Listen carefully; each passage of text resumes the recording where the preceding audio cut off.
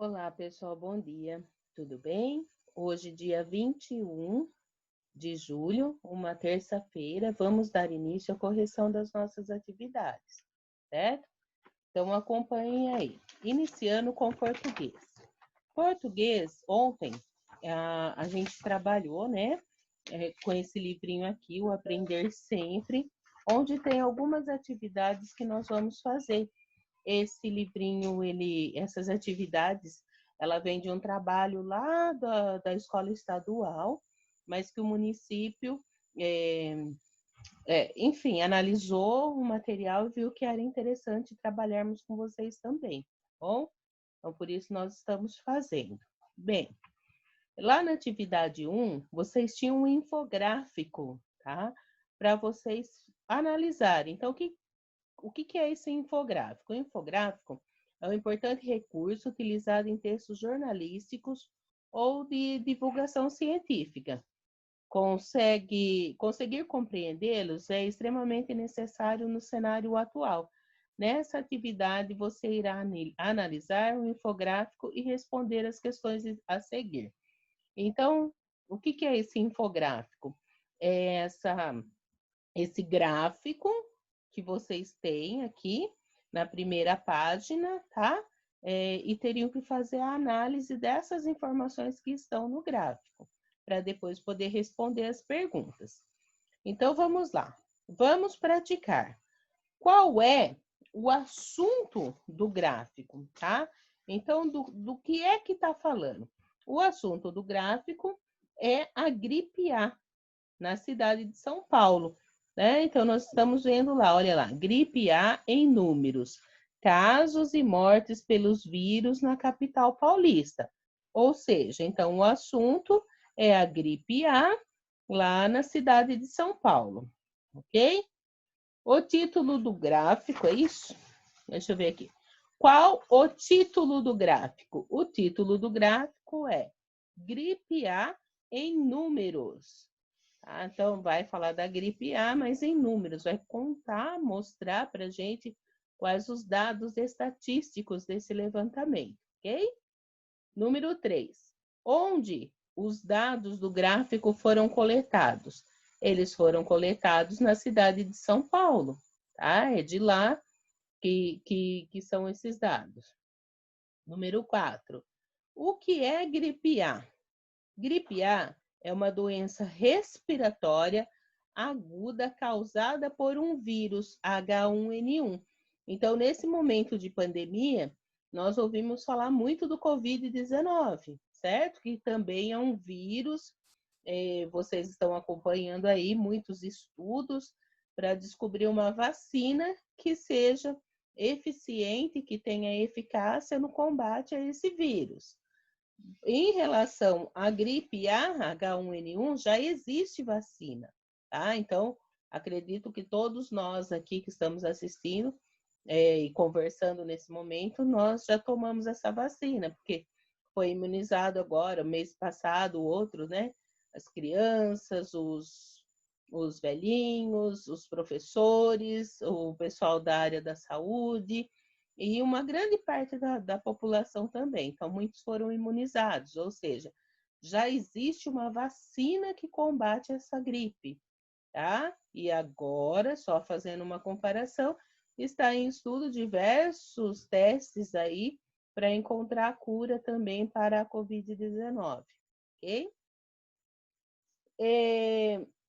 Número 5. Quem deveria tomar a vacina da gripe A em 2013? Então, de acordo com o que foi lido nesse gráfico, eu não vou ler todo ele para vocês já fizeram a leitura, né? Mas, de acordo com o gráfico, em 2013, deveriam tomar a vacina da gripe A gestantes, crianças entre 6 meses e 2 anos, idosos a partir de 60 anos, indígenas, presidiários, profissionais da saúde, doentes crônicos ou imunodeprimidos e mulheres até 45 dias após o parto. Então, lá em 2013 era só para esses. Hoje, né, muitos foram acrescidos aí, acrescentados nesse número de pessoas que devem ser imunizados. Número 6. Qual foi o número de casos da gripe A em 2010? Então, de acordo com o infográfico, o número de casos foi de 30 casos. Agora, no número 6, era para vocês, perdão, número 7, era para vocês responderem se verdadeiro ou falso de acordo com a afirmação, né, de cada frase. Então, vamos lá. De acordo com a leitura do infográfico, responda V para afirmações verdadeiras e F para as falsas. Letra A. Foram registrados no ano de 2009, 1.965 casos de gripe A na capital paulista. Verdadeiro. Letra B. Os dados do ano de 2013 referem-se ao período de janeiro a 17 de maio. Verdadeiro. Letra C. Foram registrados 62 casos a mais de gripe A no ano de 2012 do que o número de casos registrados em 2011. Falso. Tá? Letra D. No ano de 2010, foram registrados 16 casos de gripe A mais do que o número de casos registrados em 2011. Verdadeiro. Letra E. Levar as mãos aos olhos é uma maneira de se proteger da gripe A. Falso, tá? Assim como, né, em comparação com o que a gente está vivendo nesse momento. Por isso que a gente usa máscara, para não levar a mão aos olhos, mão na boca, né, mão no nariz. Por quê? Porque o vírus, ele não é vivo, tá? Ele ganha vida a partir do momento que ele entra na nossa corrente sanguínea. Então, a partir do momento que a gente tem esse contato, né? Por isso que a gente tem que estar constantemente lavando as mãos, higienizando, passando álcool em gel, porque a partir do momento que a gente leva a boca, ao nariz, aos olhos, ao ouvido, né? Ele acaba entrando no nosso corpo, tendo contato com a nossa corrente sanguínea e aí ele ganha vida. E aí, né? Enfim, tem pessoas que acabam contraindo um estágio muito grave da doença, né? Levando, infelizmente, muitos a óbito, né? À morte. Letra F. Com certeza, o número de casos de gripe A registrados na capital paulista em 2013 vai superar todos os casos registrados na cidade entre 2010 e 2012. Falso, né? Letra G. Os sintomas da gripe A são os mesmos de uma gripe comum. Verdadeiro. Por isso que tem que estar atento, tá? Porque são os mesmos sintomas. Letra H. O remédio que cura a gripe A só funciona até 24 horas após a contaminação. Falso. Número 8. De acordo com o que você tem ouvido sobre a atual situação do mundo com o coronavírus, e o que acabou de ler sobre H1N1, em sua opinião, há semelhanças entre H1N1 e coronavírus? E quais são essas semelhanças? Tá? Então, vocês têm acompanhado aí muitas informações, têm ouvido falar bastante, tá? Então, aqui era para vocês fazerem essa comparação entre H1N1 e entre o coronavírus. Mas sim, né? Há muitas semelhanças. As duas doenças são causadas por vírus, possuem sintomas semelhantes, a transmissão se dá da mesma forma e, para prevenir, deve-se lavar bem as mãos com água e sabão e álcool gel e evitar levar as mãos aos olhos e à boca. Ou seja, nunca a higiene foi tão importante. Ou eu diria até que sempre a higiene foi muito importante. Mas, como não tinha, talvez, aparecido essas doenças, as pessoas não se deram conta, né, dessa grande importância, porque vocês sempre ouviram falar de lavar as mãos, de se higienizar, tomar um banho correto, lavar as mãos, não pôr a mão na boca, né? Quantas vezes as pessoas, os adultos falam para vocês, não vai roer unha, pôr a mão na boca, tem bichinho aí, né? Então, vocês já ouviram muitas situações assim. Mas hoje, infelizmente, né, com essa pandemia, esse assunto ele está bem forte e relevante aí, que a gente tem que lembrar muito desses cuidados com a nossa higiene pessoal, certo? Agora, lá em matemática, no EMAI, as atividades, né, são atividades de localização. Então, as respostas, elas dependem muito de onde vocês moram. Então, eu vou ler e comentar, mas as respostas, elas são pessoais, tá? Então, número 1. Uma criança mudou-se para uma casa ao lado da sua e vai estudar na mesma escola que você, porém em período diferente. Ela pediu orientações de como chegar à escola, saindo de casa. Escreva um pequeno texto explicando como chegar. Então, aí cada um tem que pensar na sua situação. Onde eu moro e como que eu faço para chegar na escola? Para eu explicar para o meu vizinho como que ele vai fazer. Se ele vai sair de casa, virar à direita, seguir reto, andar por tantas quadras, ou se ele vai virar à esquerda, ou se... Enfim, o caminho que tem que fazer, tá? Então, isso que vocês precisam descrever. Na número 2, diz assim: com um colega, compartilhe seus textos e discutam. Infelizmente, nós não temos como compartilhar agora, né? Mas vocês vão separar aqui no de vocês mesmo quais são os pontos de referência que vocês localizaram. Então, o que é ponto de referência? Bar, mercado, farmácia, enfim, um estabelecimento comercial, né? Uma escola, que você pode falar, olha, você vai andar por tantas quadras, vai encontrar uma farmácia, vira à direita, caminha por mais 3 quadras, enfim, tá? Então, ponto de referência, vocês vão anotar os de vocês. Já na página 10, vocês têm que orientar, né? A Ana e a Célia, elas combinaram de assistir lá uma peça de teatro. A Ana está aqui embaixo, né? Aqui no cantinho aqui, e ela precisa chegar lá no teatro. Então, é a mesma situação. Vocês têm que contar, descrever aqui qual caminho que vocês querem que ela faça. Vai direto por 3 quadras até a rua, por 2 quadras até a rua Dom Pedro I, vira à esquerda, caminha por mais 2 quarteirões, vai chegar no teatro, ou só vira à esquerda, caminha por uma quadra, enfim, o caminho que vocês quiserem traçar, tá bom? Então, é só levar ela até o teatro. E, para nós terminarmos, então, lá em História, a gente vê um pouquinho sobre a luta pela cidadania, né? Então, o que é a cidadania? O que são esses direitos que nós estamos vendo, né? Então, olha, diz assim, que até pouco tempo atrás, crianças e famílias pobres não frequentavam a escola porque precisavam trabalhar. Sim, se vocês conversarem com os avós de vocês, né, com as pessoas de mais idade, vai contar para vocês que não conseguiram estudar porque tinham que trabalhar.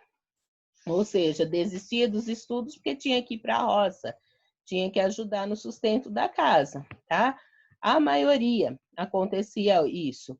Hoje, isso não pode acontecer, né? A criança tem que se formar, tem que estudar, toda criança tem que estar na escola, tem que se formar, para depois ir para o mercado de trabalho, tá? Existem opiniões adversas aí, né? Uns prós e uns contras, dependendo de algumas situações aí, mas a gente não vai entrar nesse mérito agora, tá? O que a gente está vendo aqui é só essa questão de que a criança ela não pode trabalhar. O trabalho da criança é estudar.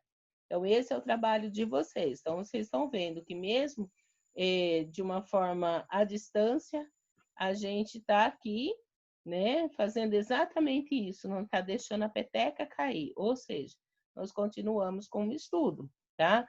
Para que vocês se mantenham ativos, que vocês se mantenham estudando, que vocês possam ter conhecimento, que vocês possam aprender, porque vocês vão crescer e vão ter o mercado de trabalho, né? Vão fazer uma faculdade, então vocês vão ter o espaço de vocês, certo? Bom, para iniciar, número 1, qual o significado do refrão? Porque a gente viu aqui um trecho, né, da música Criança Não Trabalha. Aí pergunta para vocês qual o significado do refrão Criança Não Trabalha, Criança Dá Trabalho. Então, significa que as crianças não devem trabalhar, mas receber cuidado e proteção. Então, esse dar trabalho é uma forma de falar assim, dar trabalho por quê? Porque a gente precisa cuidar da criança, dar carinho, dar proteção, dar cuidado, ensinar, tá? Então, por isso que dá trabalho, é nesse sentido. Então, por isso pode-se dizer que a criança dá trabalho aos adultos e esses devem agir para garantir o bem-estar de cada criança, ok? Na número 2, a resposta é pessoal, tá? A fotografia dessa página mostra uma situação muito comum no Brasil, do início do século XX. Crianças trabalhando em uma fábrica. Atualmente, é proibido no país e é direito de toda criança não trabalhar. Você acha esse direito importante? Explique o porquê, tá? Então, aqui nessa foto a gente está vendo, né, as crianças trabalhando. E se a gente fizer uma pesquisa rápida, aí a gente vai ver muitas situações de crianças trabalhando, minas de carvão, trabalho pesado, certo? Situações bem complicadas mesmo. Então, está perguntando para vocês, o que você acha desse direito, tá? E o porquê. Então, vocês vão contar aí. Já na página 71, ela fala um pouquinho dos direitos e dos deveres, tá? Então, todo direito, ele vem acompanhado de dever. A gente tem direito a determinadas coisas, mas a gente também tem os nossos deveres a serem cumpridos, tá? Então, na maioria dos países, ser cidadão significa ter uma nacionalidade e possuir direitos e deveres, tá? Então, lá na Grécia Antiga, em Atenas, vocês viram aí pelo texto que lá no final do século VI, antes de Cristo, lá na Antiguidade, a noção de cidadania ela era bem diferente da noção de cidadania atual, né? A que nós temos hoje. Por quê? Porque só homens livres tinham direitos. Então, mulheres, está escrito aqui, ó. Apenas os homens adultos nascidos, livres e filhos de atenienses podiam ser considerados cidadãos. As mulheres, as crianças, os estrangeiros, os escravos não eram cidadãos, não tinham direitos, tá? Nem podiam ser candidatos a cargos públicos. Então, eles não tinham direito a nada, eles só tinham as obrigações, ok? Então, a ideia de cidadania que a gente tem hoje, né? Ela vem a partir do século XVIII, onde algumas mulheres, né, que homens foram lutando, né, para conseguir ter direito de ter uma sociedade que fosse mais justa, mais igualitária, tá? E se vocês perguntarem, tá, e hoje é assim? Não é exatamente ainda, tá? Então, existem muitos cargos em que os homens ganham muito mais que mulheres. Porém, as mulheres lutaram muito, né, de acordo à história, e elas conseguiram alcançar alguns direitos também, tá? Então, hoje, a mulher consegue trabalhar em quase todos os lugares, tá? Por que quase? Porque ainda há um certo preconceito, mas ela meio que consegue fazer o que ela gosta de fazer, o que ela quer fazer, tá? Mas, assim, não é 100% ainda. Aí, nessa página, tem uma foto da Angela Merkel, chefe de governo da Alemanha, tá? E aí, de acordo com essa foto, pede para vocês responderem. Observe a foto acima e responda. Na Grécia Antiga, seria possível uma mulher como Angela Merkel ter direito à cidadania e ocupar um cargo público? Por quê? Tá? Então, não. Na Grécia Antiga, como vocês leram ali em cima, a cidadania ela era um direito exclusivo dos homens. Então, as mulheres não poderiam. Tá? Número 2. Na imagem do Parlamento Europeu, é possível observar a presença do mesmo número de políticos, homens e mulheres? Não, de maneira nenhuma. Quantas mulheres a gente está vendo aqui na foto? Acho que 2 mulheres. A Ângela e mais uma ali atrás, né? Não sei, talvez 1 ou 2. Mas assim, olha o número de homens, tá? Isso acontece ainda hoje. Apesar da gente já ter tido uma presidente, né, mulher, que também não vem o mérito se foi bom, se não foi, né? Mas, assim, que conseguiu chegar num cargo público. Mas, se nós formos analisar, o número de mulheres é muito inferior ao número de homens que concorrem a cargos públicos e determinados cargos, tá? Depois, a número 3, converse com seu professor e seus colegas sobre a importância da igualdade entre mulheres e homens na política. Então, se vocês consideram importante que tenha o mesmo número de homens e mulheres no cargo público, tá? O que vocês acham, o que vocês pensam sobre isso, tá ok? Então, façam umas correções aí. A professora está pegando aqui para a atividade de hoje, só para eu falar para vocês. Só um segundo, tá? Eu não montei slide, porque como era correção, eram só as correções, então eu acabei não... peguei errado. Espera só um pouquinho.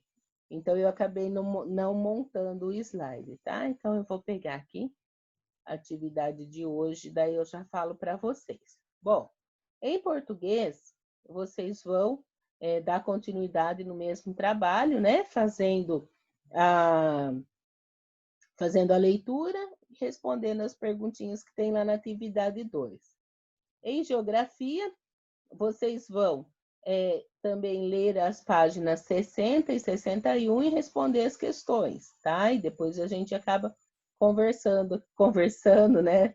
Eu falando para vocês, mas se vocês quiserem me falar alguma coisa também pode me mandar, tá bom? Sobre essas páginas. Em matemática, vocês vão fazer as páginas 11 e 12 aqui do EMAI também, tá?